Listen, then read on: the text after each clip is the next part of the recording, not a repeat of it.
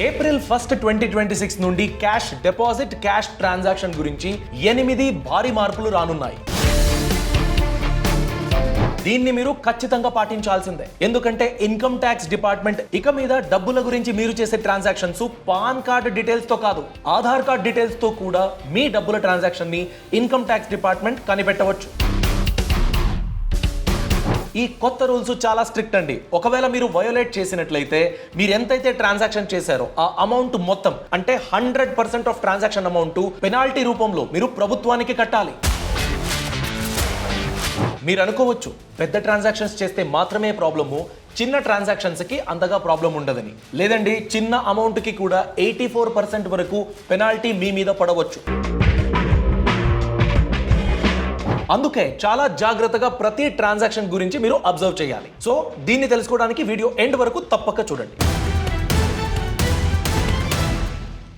Video start చేసే ముందు మీకు ఒక చిన్న కథ చెప్పాలండి. ధర్మదాసు అనే ఒక వ్యక్తి ఉండేవాడు. ఆయనదొక పల్లెటూరు, చాలా పేదవాడు. ఒక రోజు తన పొలాన్ని దున్నుతుండగా ఒక చప్పుడు వినిపించింది. ఏంటది అని తవ్వి చూసినట్లయితే 500 గోల్డ్ కాయిన్స్ అతనికి దొరికింది. ఈ ధర్మదాసుకి అనిపించింది, ఇది మా తాత ముత్తాతల ఆశీర్వాదం. దీని గురించి నేను రాజభటులకి చెప్పాల్సిన అవసరం లేదు. నేను దొంగతనం చేయలేదు, నేను ఎవరికి మోసం చేయలేదు. ఈ డబ్బు నా పొలాల్లో నాకు దొరికింది. సో ఎలా కావాలంటే అలా నేను వాడుకుంటాను, ఎవరికి చెప్పాల్సిన అక్కర్లేదు అని అనుకున్నాడు. మెల్లగా ఈ బంగారాన్ని ఖర్చు పెట్టడం మొదలెట్టాడు. కూతురు పెళ్లి గురించి షాపింగ్లు, ఊర్లో ఒక బావి తవ్వించాడు.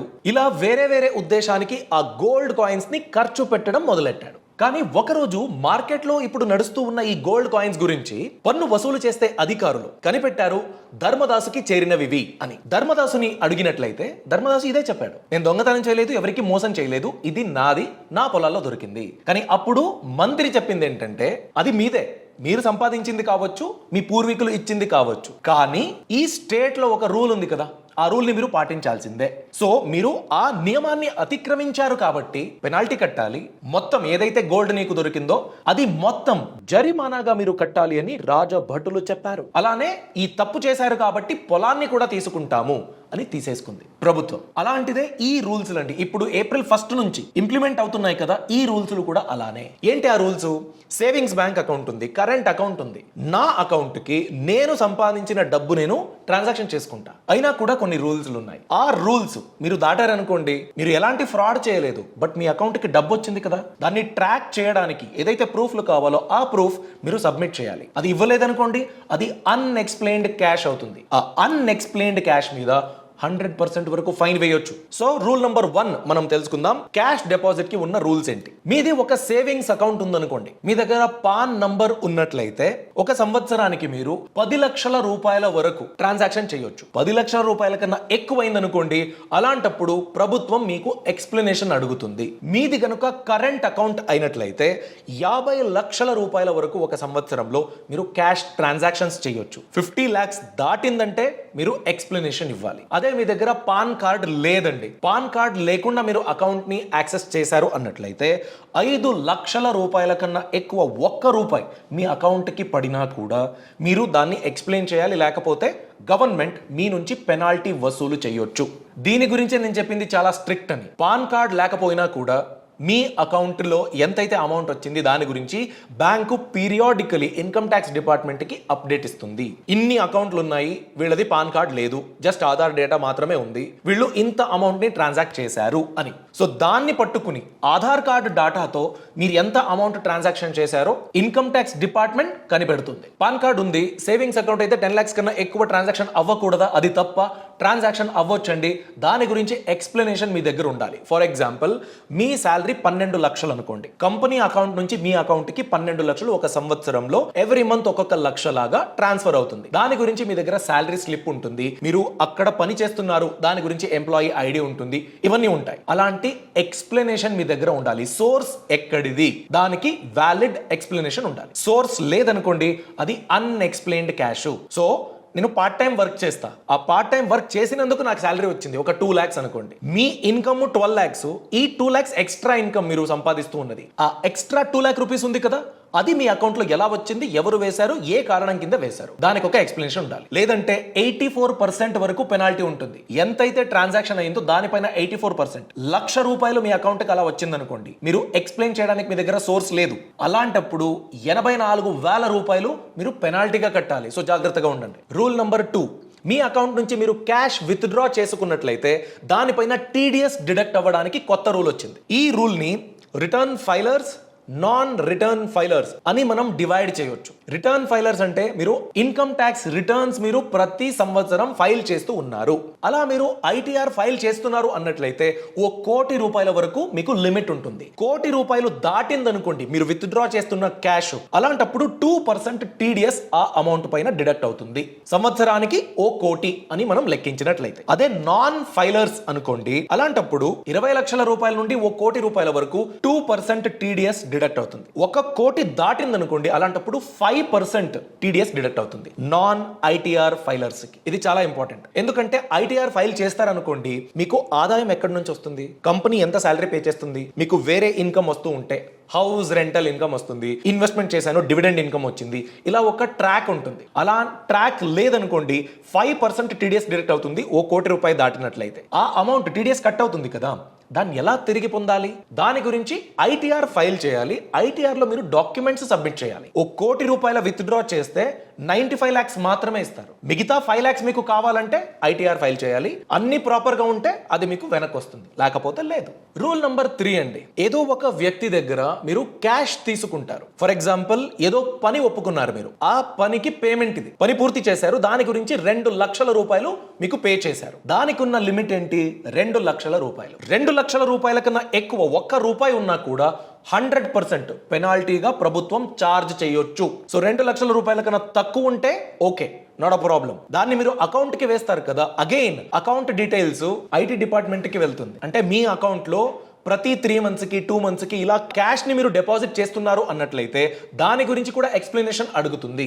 బట్ క్యాష్ అక్సెప్ట్ చేయడానికి ఉన్న లిమిట్ 2 లక్షలు మాత్రమే. రూల్ నంబర్ 4 అండి, మీరు ఏదో ప్రాపర్టీ డీల్ చేస్తున్నారు, మీదొక ప్రాపర్టీ ఉంది, దాన్ని అమ్ముతున్నారు. ఏదో ఒక డీల్ అయ్యింది, ఒక వ్యక్తి మీ దగ్గరకు వచ్చి మాట్లాడారు, మీరు చెప్పిన రేటు ఆ వ్యక్తికి ఓకే. ఆయన ఏమన్నాడు, టోకెన్ అడ్వాన్స్ చేస్తాను నేను, ఈ టోకెన్ అడ్వాన్స్ పెట్టుకోండి, ఫైనల్ అమౌంట్ ఇంకో 15 days లో 2 months లో ఇలా నేను క్లియర్ చేస్తాను అని అగ్రిమెంట్ రాసుకున్నారు అనుకోండి. ఆ టోకెన్ అమౌంట్ గనుక ₹20,000 కన్నా ఎక్కువ ఉన్నట్లయితే అగైన్ 100% పెనాల్టీ ఈ క్యాష్ ట్రాన్సాక్షన్ గురించి మీరు కట్టాల్సి ఉంటుంది. చాలా ఇంపార్టెంట్. ఇది టోకెన్ అండి, నా ప్రాపర్టీ అమ్ముతున్నందుకు నేను తీసుకున్న టోకెన్ అయినా కూడా ప్రభుత్వం వినదు. మీరు యూపీఐ ట్రాన్సాక్షన్ చేయాలి, లేదా అకౌంట్ ట్రాన్సాక్షన్ చేయాలి, చెక్ తీసుకోవాలి, డీడీ తీసుకోవచ్చు. ఇలా ట్రాకబుల్ ప్రాసెస్ ఏదైతే ఉందో ఆ మార్గంలోనే మీరు ఈ అమౌంట్ ని తీసుకోవాలి. క్యాష్ యాక్సెప్ట్ చేయడానికి వీల్లేదు. రూల్ నంబర్ 5 అండి, ఇది కూడా ప్రాపర్టీ ట్రాన్సాక్షన్ గురించే. ఈ ట్రాన్సాక్షన్ లో ఎవరైతే టోకెన్ అడ్వాన్స్ తీసుకున్నారు కదా, డీల్ గురించి టోకెన్ అడ్వాన్స్ తీసుకున్నారు, వాళ్ళకేమో నచ్చలేదు. ఆ బయ్యర్ వచ్చేసి లేదండి నేను ఇచ్చిన టోకెన్ అడ్వాన్స్ నాకు వెనక్కి ఇచ్చేయండి, నాకు ఈ డీల్ వద్దు అన్నారు అనుకోండి. అలాంటప్పుడు ఎవరైతే ప్రాపర్టీ ఓనర్ ఉన్నారో తీసుకున్న టోకెన్ అడ్వాన్స్ ని క్యాష్ రూపంలో తిరిగి ఇచ్చారనుకోండి, అలాంటప్పుడు ఆ అమౌంట్ మీద కూడా 100% పెనాల్టీ పడవచ్చు. సో యాక్సెప్ట్ చేయడానికి వీలేదు, తిరిగి రీఫండ్ చేయడానికి కూడా అవకాశం లేదు. దానికి ఉన్న లిమిట్ ₹20,000. ₹20,000 కన్నా ₹1 కూడా ఎక్కువ మీరు ప్రాపర్టీ ట్రాన్సాక్షన్ లో యాక్సెప్ట్ చేయడమో రీఫండ్ చేయడమో చేశారనుకోండి, 100% పెనాల్టీకి ఆ amount eligible. Rule number 6, cash రూపంలో మీరు లోన్ తీసుకున్నట్లయితే మీ ఫ్రెండ్స్ దగ్గర తీసుకున్నా కూడా అది ప్రాబ్లమే. ఫర్ ఎగ్జాంపుల్ ఒక వ్యక్తి అండి ₹30,000 ఫ్రెండ్ ఎమర్జెన్సీ అని అడిగినందుకు యూపీఐ చేస్తారు. యూపీఐ చేశారు కదా, ఒక 2 months తర్వాత ఆ ఫ్రెండ్ ఇదిగోరా నువ్వు ఇచ్చిన ₹30,000 అని క్యాష్ ఇస్తారు. ఈ క్యాష్ మీరు అక్సెప్ట్ చేశారనుకోండి, అలాంటప్పుడు మీకు పెనాల్టీ పడవచ్చు. యూపీఐ చేశారు కదా, అలాంటి ట్రాకబుల్ వేలోనే మీరు దాన్ని వెనక్కి తీసుకోవాలి. ఓకే ఫైన్, దీనికి నేను రికార్డ్ ఎలా మెయింటైన్ చేయాలి? యూపీఐ ట్రాన్సాక్షన్ ఉంటుంది, అట్లీస్ట్ ఒక వాట్సాప్ మెసేజ్ ఉన్నా ఓకేనండి. నువ్వు అడిగిన లోను నేను ఇలా యూపీఐలో సెండ్ చేస్తున్నాను, ఇన్ని రోజుల్లో నువ్వు ఇస్తే ఓకే, సంథింగ్ లైక్ దట్. ఈ ట్రాన్సాక్షన్ గురించి ఒక వాట్సాప్ మెసేజ్ ఉన్నా కూడా హెల్ప్ అవుతుంది. అలాంటిది లేకుండా క్యాష్ ట్రాన్సాక్షన్స్ అస్సలు చేయకండి. దీనికి కూడా ₹20,000 లిమిట్ ఉంది. రూల్ నంబర్ 7 అండి, సెక్యూరిటీ డిపాజిట్ గురించి. మీరు రెంట్ కి ఒక ఇల్లుని వెతికారు, ఓనర్ సెక్యూరిటీ డిపాజిట్ ని క్యాష్ రూపంలో ఇమ్మని మిమ్మల్ని అడిగినట్లయితే చాలా చాలా జాగ్రత్తగా ఉండండి. ఎందుకంటే దాని గురించి కూడా రూల్స్ ఉంది. 20,000 రూపాయల లిమిట్ ఉంది. దానికన్నా ఎక్కువ మీరు సెక్యూరిటీ డిపాజిట్ ని క్యాష్ రూపంలో ఇచ్చినట్లయితే దానికి పెనాల్టీ ఉంటుంది అప్ టు 100%. ఇది సెక్యూరిటీ డిపాజిట్ యాక్సెప్ట్ చేసినందుకు మాత్రమే కాదు, సెక్యూరిటీ డిపాజిట్ ని మీ ఓనర్ మీకు క్యాష్ రూపంలో తిరిగి ఇచ్చినట్లయితే, ఫర్ ఎగ్జాంపుల్ మీరు 2 సంవత్సరాలకి ఒక అద్దె ఇల్లులో ఉంటున్నారు, 30,000 రూపాయలు మీరు సెక్యూరిటీ డిపాజిట్ ఇచ్చారు, ఇంటి ఖాళీ చేస్తున్నప్పుడు 25,000 అయ్యింది. 25,000 మీకు వెనక్కి ఇవ్వడానికి రెడీగా ఉన్నారు. వేరే వేరే డిడక్షన్స్ అన్ని పోగా 25,000 రూపాయలు మీ చేతికి రావాలి కదా. ఆ 25,000 ని మీ ఓనర్ ల్యాండ్ లార్డ్ క్యాష్ రూపంలో ఇచ్చినట్లయితే దాన్ని కూడా మీరు యాక్సెప్ట్ చేయకూడదు. అంటే ఇప్పుడు క్యాష్ ఇస్తున్నారు కాబట్టి రాంగ్ డూవర్ పొజిషన్ లో ఉన్నది మీ ఓనరే. అయినా కూడా మీరెందుకు ఊరికే తలనొప్పి తీసుకుంటారు? క్యాష్ రూపంలో యాక్సెప్ట్ చెయ్యకండి, మీరు కూడా ఇవ్వకండి. ఎనీథింగ్ అండ్ ఎవ్రీథింగ్ అండి ట్రేసబుల్ వేస్ లోనే జరగాలి. UPI, bank transfer, internet banking, cheque, DD etcetera etcetera, trackable వేస్.